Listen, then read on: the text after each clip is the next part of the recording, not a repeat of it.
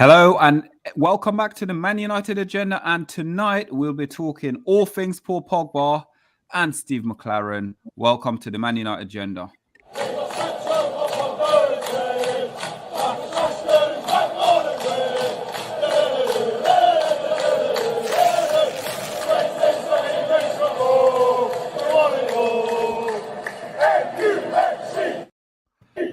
Hello, everyone, and welcome back to the Man United Agenda. And tonight, as always, we're joined by Troublemaker Rebel. How we doing? How we doing? And Phil, welcome back to the channel. So, how are we all feeling today, guys? Talk, Rebel. How are you feeling, sir? I was doing grand until I saw Liverpool are 2-0 up, and I'm getting text from Liverpool supporting buddies of mine saying quad pool incoming. So I'm not happy about that, but other than that, I'm not too bad. OMONDI, how are you feeling, sir? Yeah, I'm cool, man. Just looking forward to the show. Just come back from work. It's been on my mind all day. Two topics to discuss today, and we're going to go into detail. Yeah, I'm looking forward to this, guys. And Phil, welcome back to the channel. How are you doing today, sir? Time zones are totally different, but thank you so much for being back on. Absolute pleasure, lads. Had a great time last week, so thank you so much for inviting me back. Welcome back. So, guys, the first subject we're going to touch on today is a touchy one from Man United fans, because a lot of fans for Manchester United are very split at the moment in regard to one Paul Pogba. I'm always in a Pogba camp, but I think it's a circus at the moment. That's everything that goes with Paul Pogba. It's a circus, but at the same time, there is a player within Paul Pogba. Reports have come out suggesting Paul Pogba. PSG has come out and would like to offer him a contract, but the contract on the table is a little bit less than what Manchester United is put on the table right now for him to extend his contract. Paul Pogba right now is about the 5th highest paid player at Manchester United. With the new contract, if it was, I believe it to be around the 2nd highest paid player at Manchester United behind Cristiano Ronaldo, if he does get this contract. He's only got, 2 months left on his contract. Estimated net value for Paul Pogba is about, per season, he earns about 15 million, but estimate value is about 76.8 million he's worth. Now, with this contract, if it was true, let's go to Rebel. Rebel, contract, let's talk to you, sir, and ask you, would it make a difference, 76.8 million net worth with this contract going to PSG and going back to France as well? Well, the interesting thing for me with Paul Pogba is he came to Manchester United originally, and Fergie obviously didn't feel it was the time for him to play. He let his contract run out and he hopped across the border back to France. Then we had the opportunity to bring him home, for want of a better word, to the club at roughly, wasn't it, 90 million euros at the time, if I remember correctly. But looking at a value per money basis, not only will we have to give him a significant amount of money per week, I would imagine he would command a significant signing/loyalty bonus in order to be persuaded to take that contract offer.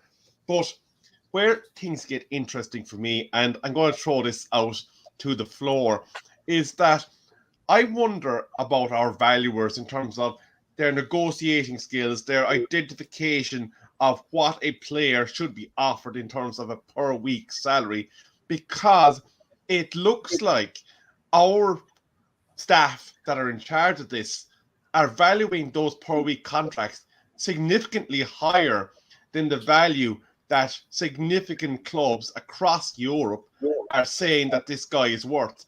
And that makes me wonder, where are we as a club in terms of looking at what we should be offering players? To the floor.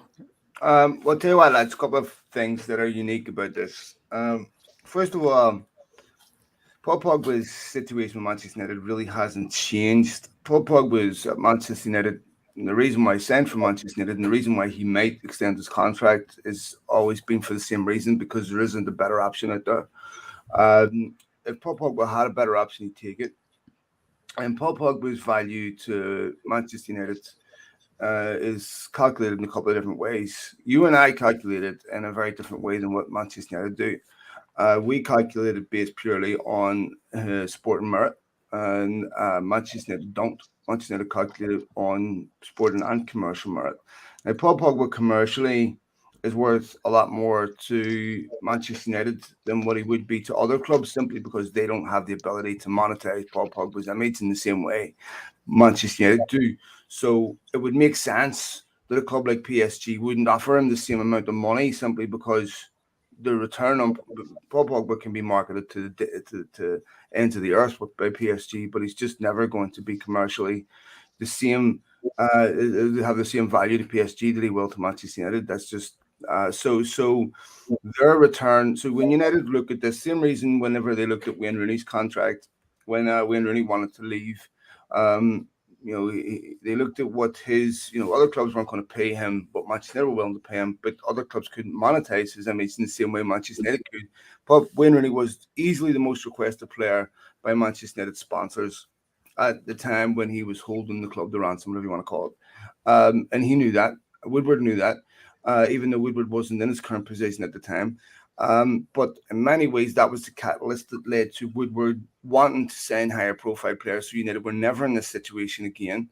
But so here you have a situation where this guy's commercial values were so much to Manchester United. United need to do with Paul Pogba what Juventus did with Paulo Dybala. There has to be a cutoff point where it says, look, we're not going to have an open door policy for you to sign that contract whenever you want, because there has to be more to it than just commercial value. Because if Paul Pogba signs a contract, that means somebody else isn't getting signed. There's a lot of resources being allocated to a guy who's half interested. I don't blame him for wanting to leave. I actually think PSG would be a good move for him, because I think it's a league he would dominate in. It's a league where he can have some games off if he wants. He's perfectly suited to tournament football, as Mourinho said. So I think that would be a good move for him. And we're sitting here talking about what was once the world's most expensive midfielder, and we don't even know what his best position is. Now, I blame United as much for that as I blame Paul Pogba. But we can't be sitting here in a situation where we're attempting the cultural rebuild of a football club, beginning with a contract offer to a player who might sign if he doesn't have a better option. You have to have a little bit more self-respect than that. Monday, Yeah, some valid points there. Yeah, I mean, thanks for that, man, because the question mark was still there for me coming into the show about why would he be devalued like that, and you've explained it really well. That makes a lot of sense to me. But for me, I'm looking at it from a football side of things for Pogba. Yes, I think he's a great player.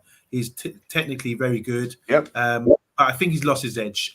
If he looks at his career now, he must be disappointed. He hasn't won many trophies domestically or in Europe. I know he's done well for the international side, but I would be thinking the next move, which would be probably his best final contract, he should be looking at the football side of things rather than commercial side of things or the brand or anything like that. That shouldn't come into it. His decision making should be, what is the next project I'm going for? And is it a footballing project? Am I going to be successful in a team where I enjoy playing the football? And these are the factors that I think Man United really struggle with at the moment. We're really not providing with anything. I think we spoke the other day, Phil, and you were saying that maybe offers were made, or when you're signing a contract or signing a player, you can sort of tempt them by saying, yeah, this is our plan for the next few years. This is our vision. It sounds really attractive, but it hasn't really come to fruition, has it, at Manchester United? So as things stand for me right now, if I was Pogba, I would be really considering, rather than, even if you have to take a pay cut, you're rich enough as it, you should go, your next move should be a football-based move, a club that's going to enhance you and bring your reputation up again, because he's got so much talent. And I think if he went to like a club of a level Seville or Valencia or maybe Lazio or Roma, these sort of clubs, he could still play a good game of football and be a legend. Because winning the World Cup and being one of France's best players and technically being one of the best players in the world football in that position, we do know his position is centre midfield, hopefully. Yeah, but you're so true, so right. He's all being all over the place. But having a team that can enhance his abilities, I think that's the best move for him. That should be a team. And a team that doesn't lie to him either. Yeah. I mean, Monday, I will say this, mate, and Paul Pogba's defense, I'm sure Paul Pogba would be happy to sign a contract with a football club and take a pay cut. If he doesn't have to, he won't. We'll take a pay cut. Why should he? But the sad thing for Pogba is the last couple of years has coincided with COVID and clubs not having money. Otherwise, I think he would have gone maybe 2 years ago. I think he's been partly let down by United in the sense that United haven't had a cohesive strategy for years, right? Since Van Gaal, it's been a mishmash of players. And some of the things that you see coming out of the last few days, I think is really, really important, where you talk about potential new managers mandating Manchester United have. Because when we look at Ferguson and the handover from Ferguson to Moyes, they've never managed any contingency properly. They've never managed, the transition from Ferguson to Moyes was handled appallingly, as it's being continuously handled by every transition from one manager to the next, because they don't understand what makes a certain manager great, right? And the difference between one guy to the next, when you can't evaluate a human being, right? Because you don't have the knowledge. I am certain that Manchester United's evaluation of Van Gaal was he's a bit good, he'll do, right? Without any serious thought into why he was good. I talked to sorry I didn't do a hijack this, guys, but I talked to right. Keep going. I talked to Van Gaal's assistant, and we asked him about this, and we asked him about what they inherited at Bayern Munich and what they inherited at Manchester United. And if you go to Bayern Munich from under 11s all the way up, right? That's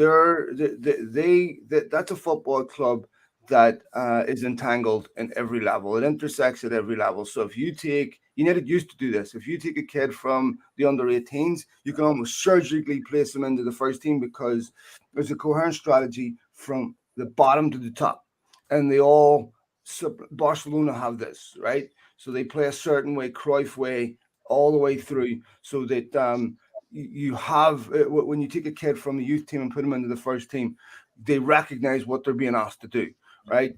But we didn't even have that internally. If you look at how do you go from Mourinho to Solskjaer, they couldn't possibly be more different. And of course, if you're going to support Solskjaer, you have to support a complete overhaul of the squad, right? If you go from Moyes to Van Gaal, you have to do the same. You can't lose interest halfway through it and go, kind of thought he would be won the European Cup in the Premier League last and we get 100 million last summer. Why is this not working? We've got players who are unhappy, and you know what? He's kind of being nasty, so let's go get the nice guy in. Solskjaer's the nice guy, and it worked for a while, and then you know what? Let's go get somebody else. And there's no, if you look, I had Danny Higginbotham on my pod 2 weeks ago, a week ago, and we talked about this. We said, look, if you look at the United players, right, they're all bought for different systems. They're all bought, they're specialists. And then when they leave United and they're bought for a system they're actually capable of playing, you see that player recover, right? You see that player find his best form again. But at United, because this is where it's really important, we talk about a cultural reboot, there has to be consistency throughout the football club. But the problem with United, lads, as we all know, Manchester United have no rigid structure because everything is always susceptible to, once a strategy gets in the way of United making money and short-term gains, that strategy gets abandoned, right? So the thing that wins just perfect example, guys. When Mourinho turned around and said on the second tour of the United States, we go to one coast. We don't go all over the country because it's exhausting, it affects our preparation, and we have to start well. Well, he lost that argument, okay? This is what I'm saying. These micro decisions that affect the macro that are done purely for the purpose of profit. And when there's a competition between profit and sport and merit, profit wins every time. Well said. Yeah, well said. I have to agree with Phil there. I think to coin a phrase, I think we're suffering from woodwork economics, and that he prioritized commercialized value over player cohesiveness, player ability to actually function as a unit. And as you said, we have had many different squads, managers, coaches hanging around Old Trafford until recently, and we can't help but have not benefited from the disaster class that was having portions of each unit left behind. I was looking at Pogba's numbers, and would you believe he's not really known for his goal scoring? He's only managed one every 5.5 games, according to his goal per games ratio from Juventus and Manchester United. Yeah.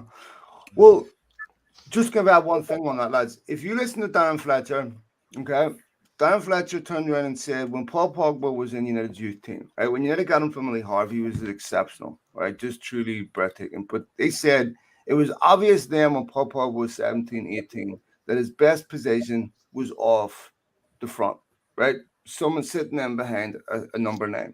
So United knew this when he was 17, 18. And they've tried to play him in a deep holding role, which never worked, right? You know, now Bruno Fernandes occupies that position, and now United are trying to shoehorn Pogba into the team because he's too good to leave out. So you stick him on the left, you stick him here, stick him there.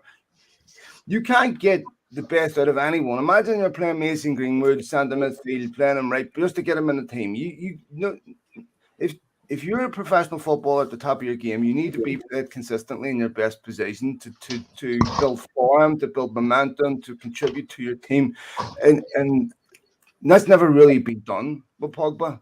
And there was never enough bought.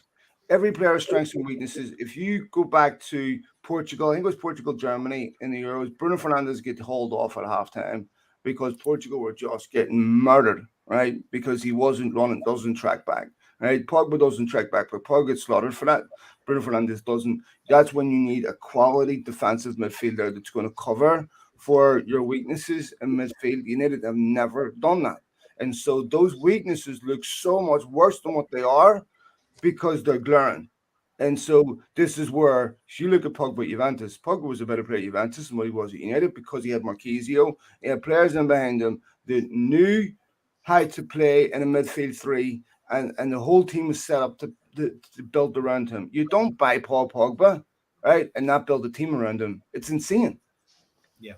Can I just add to that? I think Paul Pogba, if you look at his attributes, he's probably about 6'2", 6'3", tall, wiry, strong. You can't really get the ball off him. You can't bounce him, that kind of thing. I think, like, it's really interesting what you said there about Darren Fletcher saying when he was in the youth team, which he was outstanding in the youth team, that he was better just off the striker or number 10, sort of that sort of role. I think as you go on in your career, you can see now he's lost that sort of that drive, that sprinting drive.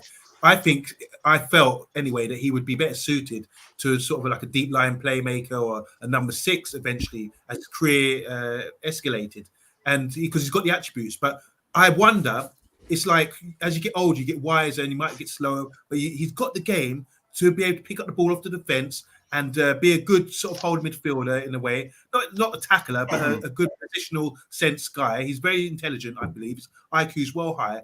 And not say he's reminds me of Vieira, and I see Vieira's game is completely different. He's got that drive and everything else, but I think it's a mental thing. When you're told you're skillful, you're tall, you're strong, and that you think I'm a 10, I never want to play that sort of role. But I think Pogba's capable of doing that, and he could go abroad to a side that's fits him, suits him, and play as a 6 and be really effective, in my opinion. If you look at him for France, he plays with Kante, and he can sit back, and I've seen him bring the ball out and that kind of thing. He's got the ability. So I think it's a mental thing with him to say that pigeonhole someone and say you can't do anything else but that. I think you can be coached to do anything you want to do if that's what benefits the team. Yeah.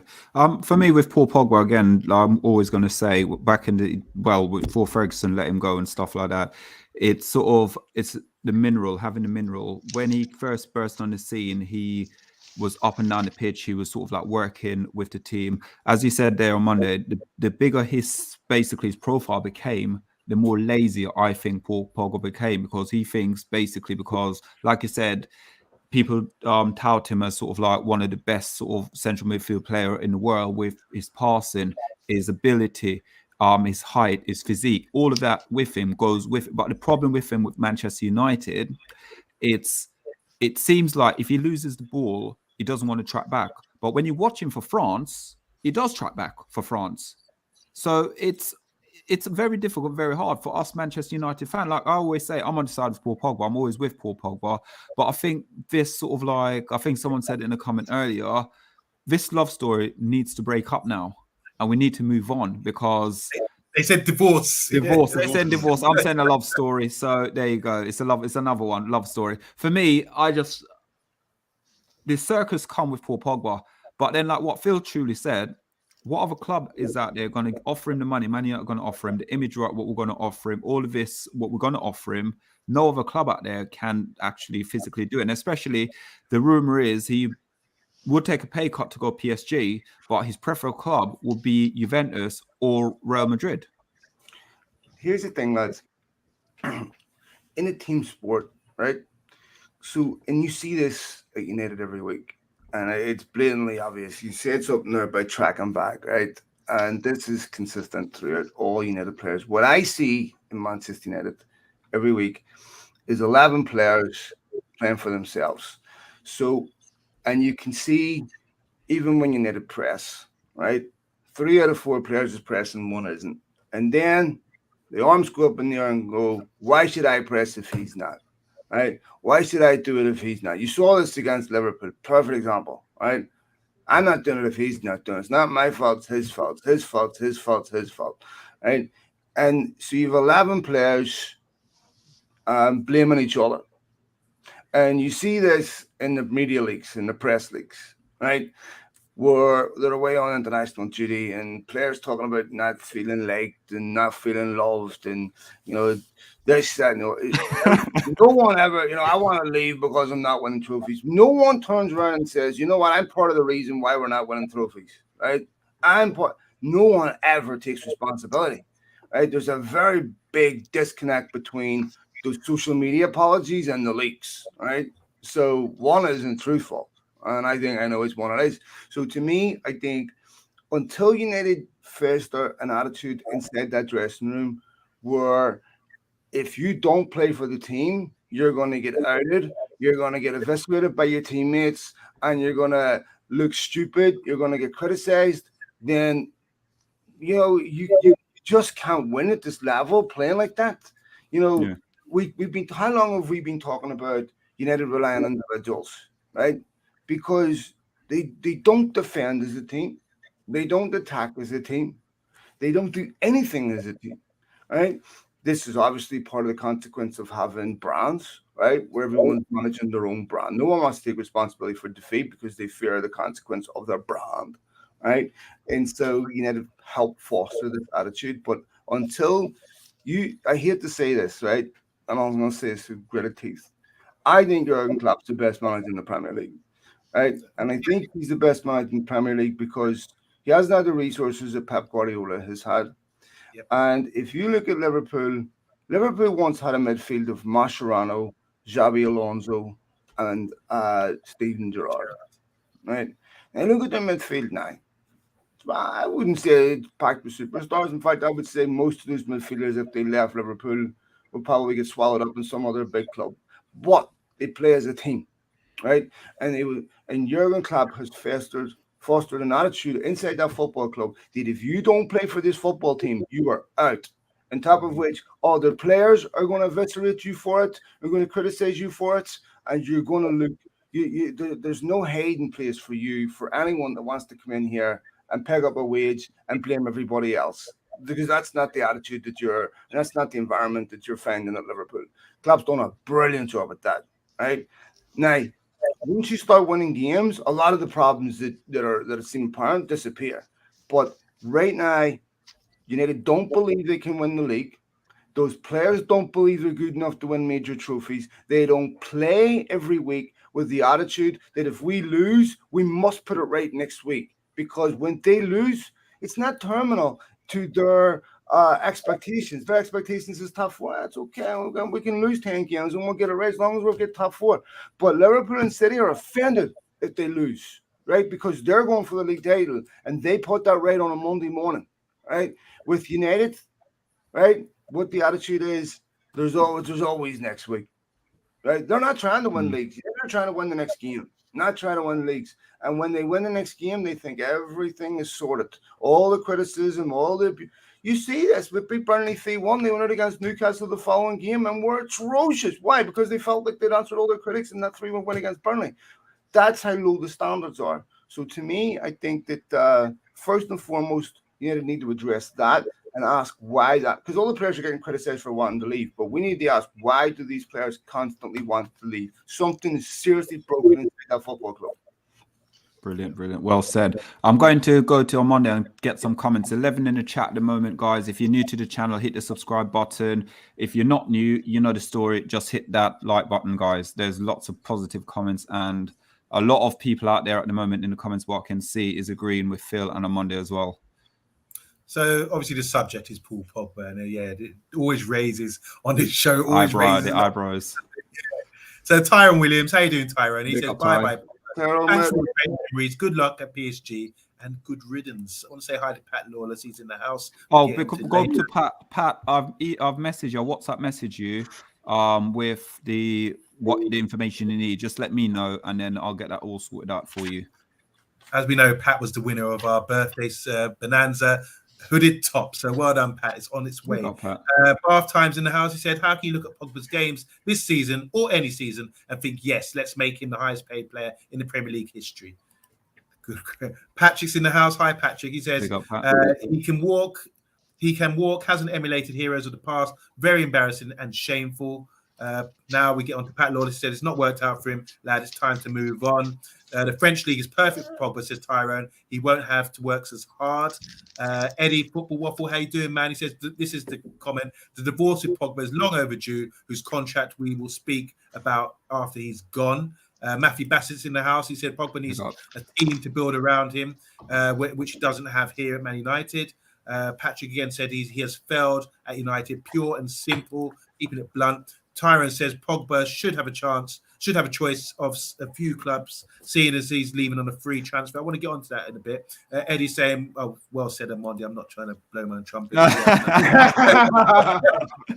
Barthel's saying Paul Pogba had countless opportunities in many positions at United and hasn't made any his own. It's not the club's fault. It's his lack of desire and work rate to improve. Matthew Bassett saying Pogba should go to PSG. He'd fit in with the overpaid egotistical players. Oh, God, I'm loving this. Tyrone says Solskjaer was a perfect manager for the Glazers. Happy to be in the job, always smiling, not asking difficult questions. I'm just going to roll down now to say hi to a few other people. Got Bargav in the house. He's saying, he's asking the panel, who would you guys say is his best midfield partner? Maybe we can hold on to that. Susie's in the house as well. Sue said, best let him go, no loss. All about who wants to be at the club and how the club is run. Also, Sue is saying, wish him well for the best. Do you think clubs are to blame to do a lot of these players? And I'm just going to run down now. There's a few good ones here. Do you want to say hi to Football United TV? We got Football United TV, mate. Phil Palms. Good evening. Big up. Just to add, I just want to add as well, I was looking at the benefits of the Bosman ruling, and I think we've seen a lot because there's so many great players this year that are running down their contract. And the Bosman ruling was to benefit players. But I'm starting to think now the clubs are maybe clubs are winning with this sort of thing, because Pogba, for example, with this great news, what we're hearing today, he might have to take a pay cut. Maybe the clubs are getting together and winning this situation where it used to benefit the players. I'm not sure about that. I just wonder what you guys think, as well as the other comments in the chat there. Sorry, OMONDI, what was the question? About the clubs benefit more than players, or? Well, with the Bosman ruling from '95, it was a big thing about the players winning. But are they still winning, the players? You get a big bonus, a signing on fee. But in this situation, we talk about Pogba. Is he winning? Yeah, listen, there's a couple of things I want to refute here. First of all, Paul Pogba was not lazy, right? And I don't like that being applied to him. If you look at Paul Pogba has got a six-pack. He's in unbelievable condition. He is an exceptional young athlete. He's a World Cup winner. Definitely not lazy. And in fact, if you look at his running metrics, he's consistently one of the top. I don't like how this term gets applied to certain people. And I think that it's a subjective opinion backed by nothing, backed by people. You know, if I said, "Do you prove that to me?" Usually the conversation stops there, because there's usually nothing substantive about whether he's lazy or not. lack of desire. I don't think he has a lack of desire. I think when, like I said, if you look at Paul Pogba's accolades over his career, you couldn't accuse a lot of having a lack of desire. I think that he's wanted to leave United for a while. I think the problem for Paul Pogba is that neither Manchester United or Pogba has been good for each other. I think Paul Pogba's reputation was better before he joined Manchester United than what it is right now. I'm not saying he's blameless. He certainly isn't blameless. Certainly, there's things that he's done. He should have reeled Mino Raiola in. Mino Raiola has consistently disrespected the football club. Mino Raiola works for Paul Pogba. Mino Raiola and Paul Pogba know everything that's being said before he said it. Nothing is done by accident. And in fact, his agency is actually run by a lady called Rafaela Pimenta, who is a Brazilian lady. And she's really the brains behind the whole operation. It's not Mino Raiola. Mino Raiola's a smart guy and all that there, but Rafaela Pimenta is a 43-year-old Brazilian woman, speaks 6 different languages, extremely intelligent lady, and they're calculated on every move that they make. And in fact, when he signed for Manchester United, the first thing they told Paul Pogba, and they told Lukaku the same thing, was no interviews or anything else for the first year. Concentrate solely on your football. You do your interviews through the club channels, everything else, right? And so I know that for a fact. So I was there when they told that to Lukaku. So it's wrong to say that that Paul Pogba and Mino Raiola clients are only focused on money. Mino Raiola is in an adversarial position to Manchester United. They're both trying to do the same thing, get the best possible deal for themselves, right? And when it comes down to parasites in football, agents are way down the list, right? And clubs are more than happy to use them when it comes to moving clients on or getting who they want. When it doesn't go in their favor, then they criticize agents. But we ask, why is Paul Pogba the most expensive or top paid player? Well, why is Ed Woodward and Richard Arnold the most has paid executives in world football? By what metric have they been successful? Right? At least Paul Pogba ends me. At least Paul Pogba scores goals. At least Paul Pogba gives me something that's actually enjoyable. I don't stand outside Chase Bank with a big scarf saying, "Yo, I celebrate. I'm a Chase Bank supporter." If you want to support a business, let's go ahead. Ed Woodward and Richard Arnold, man. But that's not me. I support a football club, right? So, I can justify Paul Pogba's wages a lot easier than I can justify Ed Woodward's and Richard Arnold's. So, for me, when you look at what he does in France, you get your answer as to what you need to get the best out of Paul Pogba. You need someone like a Conte, okay? Not an Ander Herrera. No disrespect to Ander Herrera, right? Not a Scott McTominay. No disrespect to Scott McTominay. I'm talking about world-class midfielders, right? If you want the best out of them. And so that, to me, the answer is there. The guy won a World Cup with, a midfield that shows you what you need to get the best out of him. United weren't willing to do that. Okay. So that answers your question there, Monday. Rebel, did you want to touch on anything there quickly? No, I think he's covered a lot of what I would have said there. Essentially, as has been rightly pointed out, we're in the age of the Woodward economics, where we acquired these commercial purchases that didn't necessarily fit the style of Pogba. We then integrated Bruno Fernandes, who, as was pointed out by Phil, plays in Pogba's best position. All of a sudden, then you're expecting him to do this anchor role, and we never, as we've all been crying out, I think, for years. Every Manchester United fan on Twitter seems to say it. Where is the defensive midfielder that we've been missing for so long? So I think this one's wrapped for me. Yeah. Armando, would you mind? I know you hit a few of them. Guys, 10 in the chat. If you first time to the channel, please hit that subscribe button. Remember to set your reminder as well. When we go live, you can get it notification, and also hit that like button as well. And Phil, welcome back. Armando, up to you now. Let's go do the most recent ones, which are more relevant to what we're talking about. It's still Pogba, but the most recent conversation. Matt, Football United TV, says Pogba's a bit like Jack Grealish for Villa. He has had to carry us with us to reach Champions League. No talent around him. Okay, I see your point there. Phil is saying, not our Phil, but Phil Palms is saying, Always hitting up the light. Glad to be back. Pogba isn't happy. We ain't happy. Let's move on. The team was awful for a long time. He has become disillusioned. 282 saying these players are winning, laughing all the way to the bank. LOL. But I don't blame them all on the club. Look at Salah. Is it talk about Salah from Liverpool situation? Yeah. All he has done, crazy. We reward mediocrity. Bath Time saying, can you name more than 3 separate performances for Man United where Pogba has shown desire, taken the game by the scruff of his neck and raised the level of his teammates because he can't.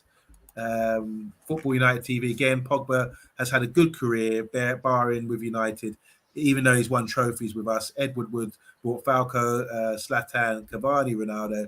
These aren't sensible buyers. They just sell merch. Yeah.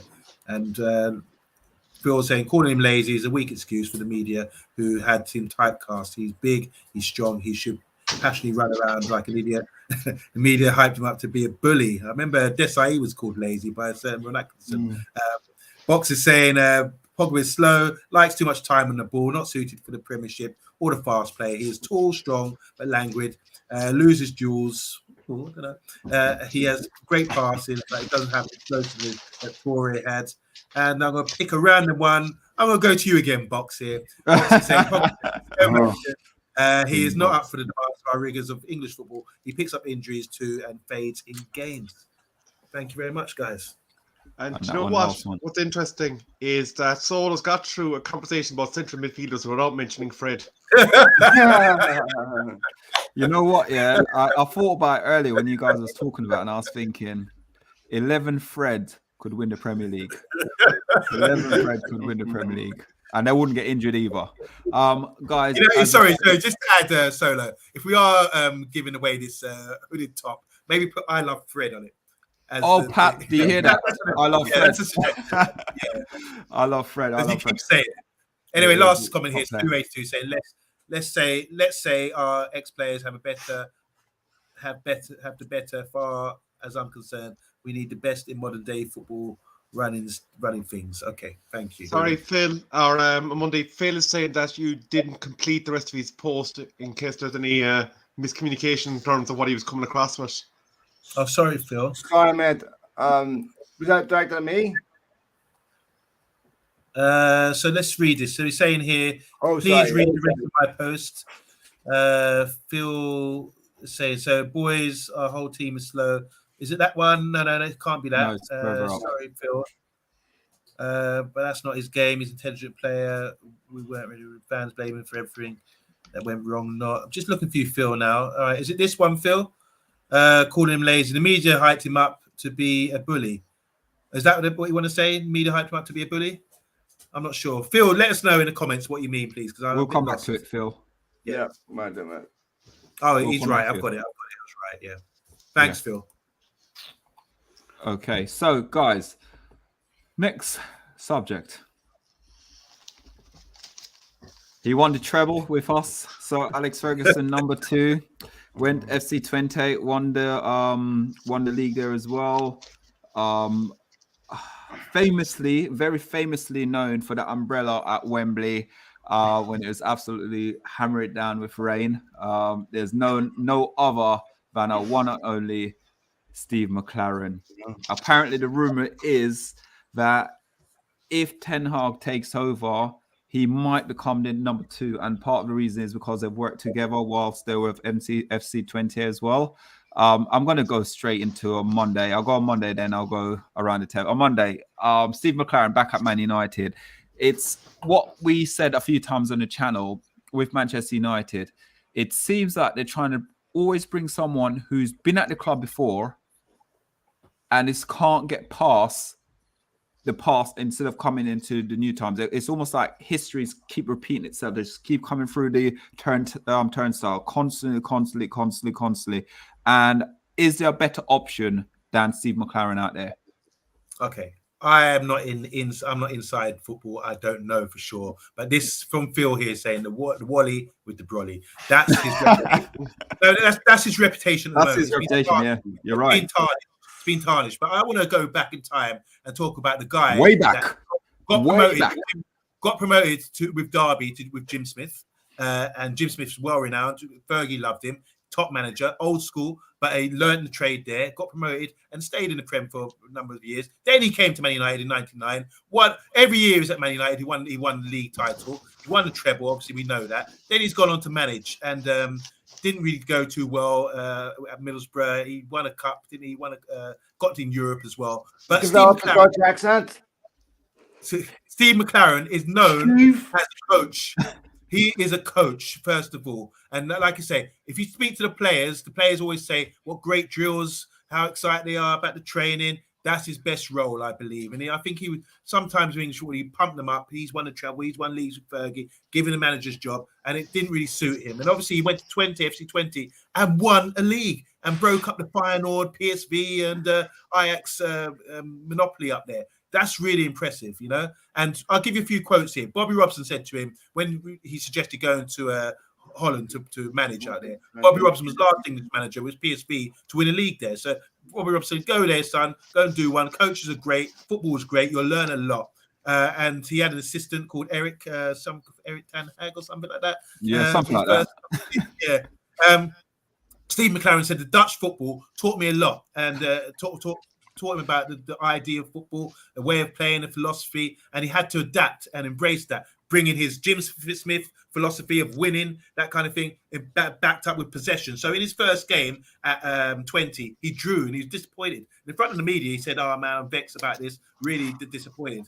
And the media and the fans said, "No, hold on a minute, you had 70% possession." So do you see the contrast with the fans and what the expectations of what they demand? So I like a manager and players that go abroad and get that sort of better understanding about the game, because the game, we live in this Premiership bubble, English football bubble. There's a far greater or different elements of the game abroad. You look at Kieran Trippier, he's gone abroad. He's come back raving about Simeone and the training they have out there. And I think bringing him in, if there is a connection, obviously there's a connection with him and Ten Hag. They worked together before. But if you're talking about Steve McClaren, the guy that's got the Wally and the Broly, got a bad reputation, all right? And since then, he's been at QPR. I think he's at Derby now as a part-time representative or something like that. Well, I think with Steve McClaren, it's a good call.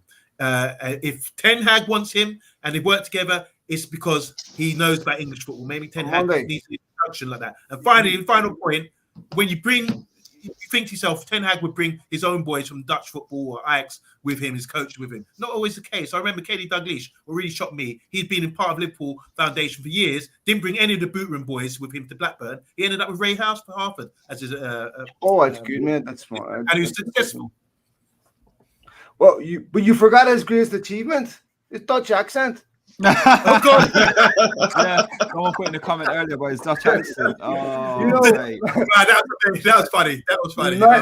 My father-in-law is from Amsterdam, and he has Louis van Gaal, right? But by the way, condolences to Louis, of course, because his recent diagnosis with cancer must be brutal. But you know, he's thick Dutch accent, everything. And I remember when Steve McClaren was on TV, he was like, "What is he doing?" He's like, "We speak perfect English." Oh, and anyway, it was funny. To me, mate, with McClaren, it all depends who's asking for him.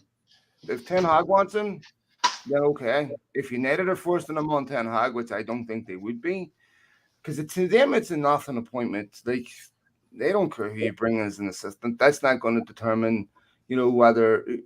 So to me, I think with United, you've done a brilliant job. I'm only breaking down McClaren's strengths and weaknesses. And what we should also recognize, lads, is there's a big difference between being an assistant manager and a manager. We saw this with Brian Kidd. Right? Brian Kidd is a brilliant assistant manager. He's not a manager, right?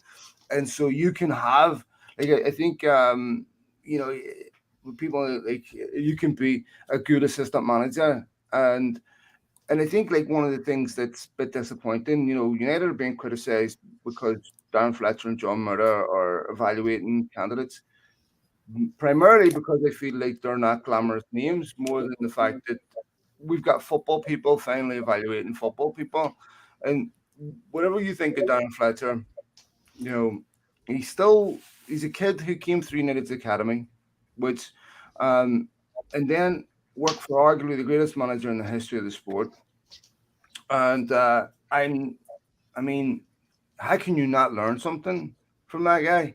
I mean, Solskjaer, criticize him all you want, definitely learn from Ferguson, right? That doesn't make him Ferguson, but there's things that you will learn from working around the greatest people in the game for 30 years. You know, Sean Murrah, you know, and I think there's a couple of things. One, people don't understand what their jobs are. You know, to be fair, I don't think Ranić does either. But yeah, I think we should be happy that United are not getting involved in selecting a candidate. And I think this is really smart from Richard Arnold, because what Richard Arnold has to consider is, what if this goes wrong and you need to sack a manager? If you need to sack a manager, Richard Arnold can easily turn around and say, listen, this is a Darren Fletcher and John Murrah hire. This isn't the Richard Arnold hire. I just signed off on it. We had football people making this decision, right? Because too many times in the past, lads, we've persevered with managers way too long, not because they're the right choice or because there's a potential of turning it around, but because it reflects poorly on the people that hired them. And they don't want to have to go explain to their bosses why they've got to have another £15 million payout for someone that this is the third manager they selected. I mean, you look at Moyes. Moyes was sacked within 9 months, right? No one else was. That's because the other managers that were picked by Woodward, and he didn't want to turn around and have to concede that he made a mistake. Like, Mourinho should have been sacked probably after Sevilla, right? Not saying it was his fault, but inexplicably was given a new contract. That is no doubt about it, was kept on way too long because of the refusal of Woodward to hold the hands up and say, I made a mistake. Exactly the same. Solskjaer could have been sacked the year United signed Bruno Fernandes, because the form leading up to that was a disgrace, right? Not his fault, by the way, right? What was signed that summer, well, you could argue part of it's his fault, but what the signings that summer were atrocious, absolutely disgraceful, right? And left United completely incapable and unprepared for a Premier League season. And so easily could have been sacked before that. Bruno Fernandes, of course, if you look at United's form, once they signed Bruno Fernandes, it's a miracle they finished fourth, but third, but they did, with the most unbelievable run. And so I think this is why it's smart from Richard Arnold to separate himself a bit from this process and say, if this goes wrong, because if it goes right, he's not getting the credit anyway. But if it goes wrong, he's getting the blame. Yeah. And so I think it's smart for him to have some distance and separation from that appointment and say, it's easier for me to sack a guy I didn't hire than it is for me to sack a guy I did hire. Rebel? Okay, I'm going to take a devil's advocate view on this one. I looked at this story and I said, right, let's just assume that these tabloids that are producing this story today have their fingers on the pulse, that they are correct, that Stevie McClaren is identified as the man to be second in command. When you look at his relationship with Ten Hag, they haven't worked together in a decade. So the familiarity rule, could you say that him being familiar to Ten Hag would be helpful? Maybe, but it's been a decade since they've been involved together. So how much of that is still retained? The other side of it as well, for me, is looking at McClaren's list of appointments. He's been a bit of a journeyman. He kind of does a year or two here and there before invariably the tire runs flat and it's time to move on. I think, as was pointed out by Phil, his biggest achievement was his hello style Dutch accent. But let's get down to then if Ten Hag is appointed, is McClaren somebody that Ten Hag put forward to help him ease into the transition of English football, or is it someone that is being enforced on him in order to use a Game of Thrones reference, be a little bird reporting back to base about the goings on in Carrington, without making it look like there has been a supervisory eye cast from the boardroom on him? It may or may not be the question. Good shot.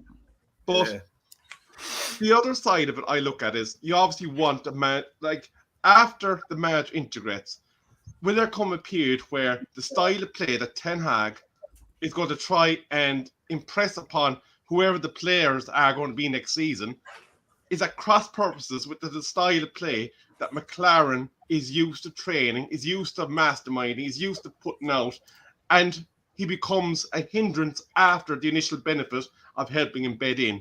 So that's a number of questions that are floating around in my head, kind of going, okay, this is interesting, but there's so many potential pitfalls that make me wonder how much of a real tangible benefit there could be. Can I just add something to that, lads? Because there's an important caveat here. And that's a good shout, I'll admit. Here's the thing, that I don't think United would force McClaren on Ten Hag for a couple of reasons. Number one, I don't think they really care who the assistant manager is. But there's another part of this that I may have mentioned this last week on the podcast. But when we talk about the divisions inside Manchester United in the dressing room, these divisions also exist amongst the regular staff. There's a big division between the staff at Carrington and the staff at Old Trafford. And some of this is down to the Ferguson dynamic. There's people that have been there a long time that are loyal and close to Ferguson. And then there are the relatively newer staff that aren't. And some of the newer staff are the superiors of people who are loyal to Ferguson, but they can't be touched. Because as soon as you sack someone or get rid of someone who is a close confidant to Ferguson, you cause a problem. I've never been down this road before with old managers, great icons hanging on too long around a football club and causing disruption. Steve McClaren is a Ferguson guy, right? And Ed Woodward and David Gill, I know Ed Woodward's not there anymore, but Richard Arnold's an extension of Ed Woodward. They don't like each other at all. Never did, right? So that's been an issue for a long, long time. So United's Richard Arnold, there's a reason why they don't want to give the class of 92 the manager's job, right? There's a reason why Gary Neville, Paul Scholes, and what have you go in two-footed on certain people, and certain people they don't, right? So I knew there was an exception with Solskjaer here, right? But when Steve McClaren to United's upper management is a Ferguson guy, and they will be reluctant to put someone like that in there. And I really think for that reason, it's a mistake, because if United hire someone that's a Ferguson guy, this is going to deepen this divide. Look, this is partly why Ronaldo and Harry Maguire have issues, right? Ronaldo's a Ferguson guy, right? Darren Flack. This is this football club. These divisions, this is why I'm skeptical about a manager being able to heal these rifts. Because these rifts are so deep inside that football club. When you've got staff inside that football club quitting, right? High-paid jobs, right? Where there's nowhere else to go. An individual, United Communications Director, for example, think about this for a second, was an executive at Nike, lived in America with his kids.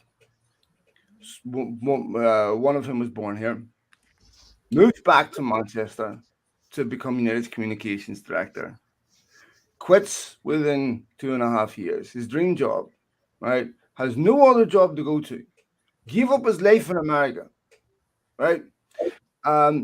Walking out of a high-paying job with nowhere else to go.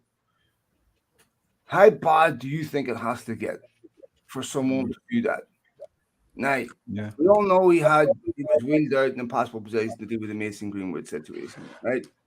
But truthfully, what I believe this is, and based on conversations that I've had with people who would know, this is some individual looking at the next 3 years saying, this is an impossible job, because we are not going to be winning trophies in the next 3 years, and I am not going to be wheeled out every quarter to apologize for the Glazer dividends. I'm not going to be wheeled out because of all the problems inside this football club that they're barely keeping a lid on, right? Some of which I can't talk about on here. And I just feel like so pessimistic is the view of people who are inside that football club who would know, because it's not just players wanting to leave. We need to ask questions about why this supposed adult Disneyland, the dream football club of supposedly every player in the world, nobody wants to even stay, right? And I'm not talking about players that could go to Real Madrid or Barcelona or well, there's some big top football club.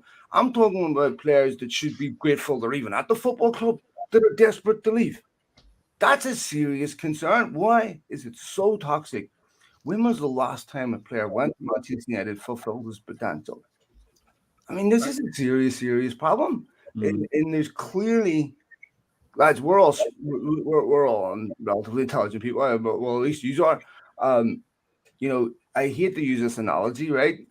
But hiring a manager is like hiring a babysitter. If you've got two drug addict parents that are handling their kids drugs with no discipline and no structure, a babysitter can't help you because the kids are just going to ignore the babysitter and do what they want anyway. And this is exactly what's going on at Zed United. The manager comes in, you're just another voice. Do you know what? This club ain't getting rid of me because my commercial value transcends my sporting value. And this is why Paul Pogba has a contract on the table. Right? This is why so many other players, if Jesse Lingard turned around United tomorrow and said, I want to stay, they give him a contract. Right? Because it's cheaper for them to keep him. It's insane. It's not a football club. It's a business that happens to play football. Actually, can I ask a question of Phil? Because this is actually something that was, when you make the babysitting reference, I was actually just thinking all these coaching staff that came under what is we could term the babysitter manager at the moment, are they all in short-term contracts that they expire at the end of the season because they do not know who the next manager is, and he may or may not like keep some of these Rannick appointed officials. So is there another cost coming on the track that could affect our transfer business because a decision was made short-sightedly to give them more than the end of the season?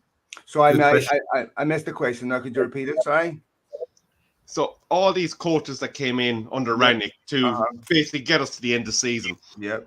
I would assume they did not come here and pick up sticks to move to England just to take a deal till the end of the season. So I'd imagine if the new manager decides, no, I'm bringing in my own man for this role, we have a payout to put in order to move these people back on. Yeah, I mean, look, thanks to Chris. If you look at the coaches that came in, Chris Armas, I mean, don't want to be disrespectful to Chris, but having Manchester United on his resume is something that is an amazing accolade for him. United aren't in a position to offer them contracts that extend, and I'm sure there's some low level, like with Solskjaer's contract, right? When they renegotiated Solskjaer's contract and sacked him, the pay was minimal, right? They were not getting in a Mourinho situation, so they knew that these coaches weren't going to be here long term. So I'm certain that the payoff for these coaches is going to be minuscule because at the end of the day, man, United, you know, I understand transfers not there. There's been so much waste, but they're still responsible to investors, and you would have a hard time going back to investors saying, I knew these people were only coming for 6 months, but we gave them a 3-year contract so we can pay them off at the end of it.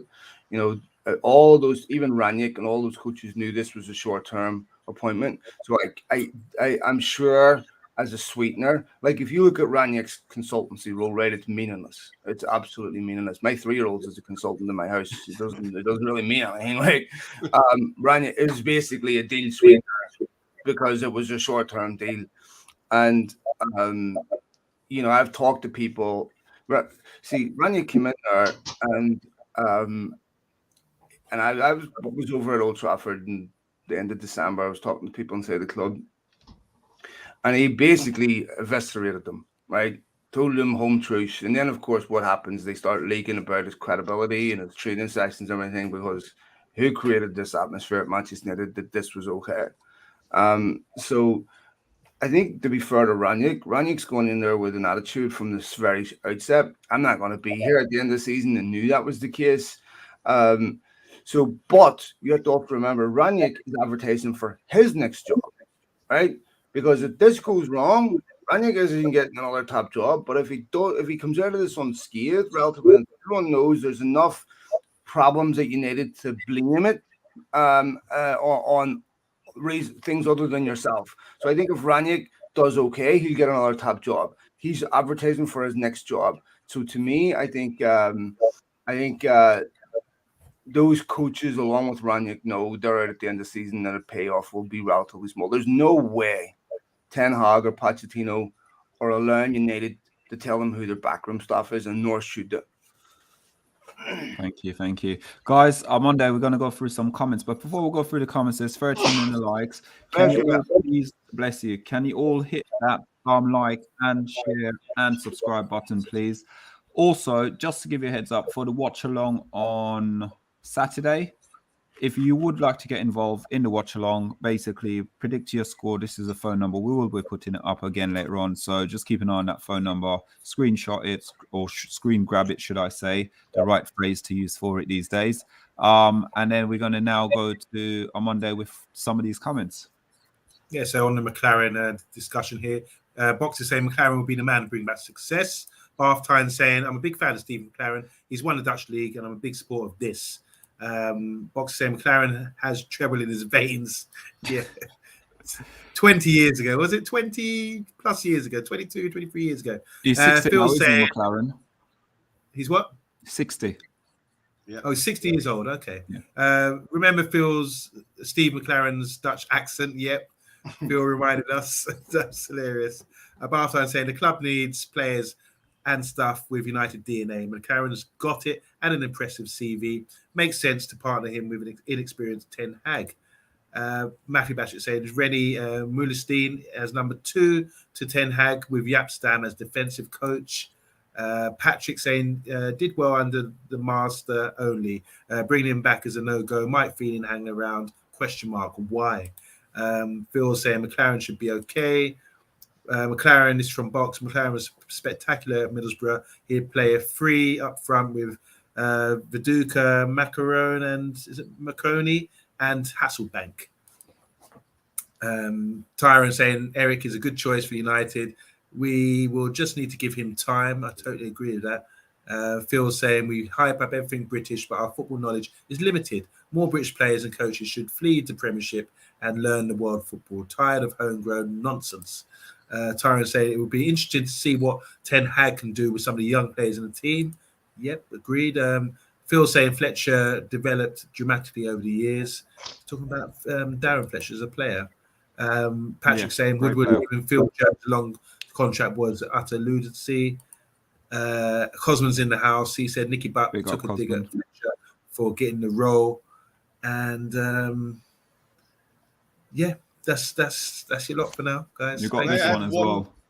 Can I have one comment as well, if you don't mind? It was from Bill Baggio. He put it on the story that you posted on the community page today. And anyone that is in the comments, don't forget to get involved with our community posts and interact with the stories. But he says, under Fergie, yes, he was a massive part of us achieving trophies and success.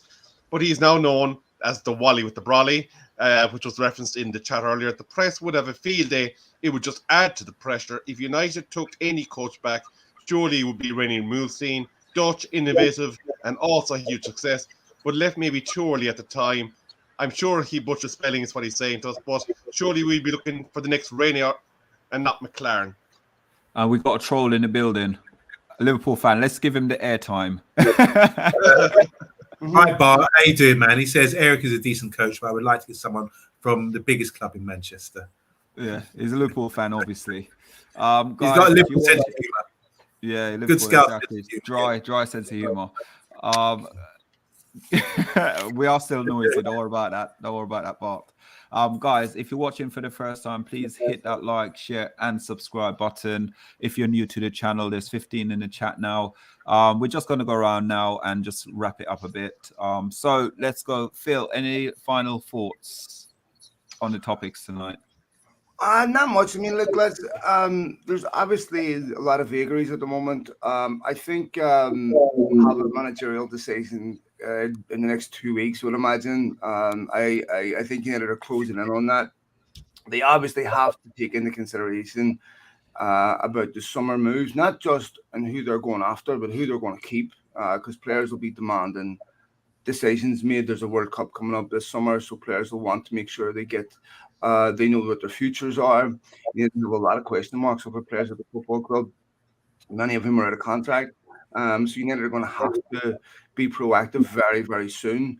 So I think we'll have a decision in the next week or two on who that manager is going to be.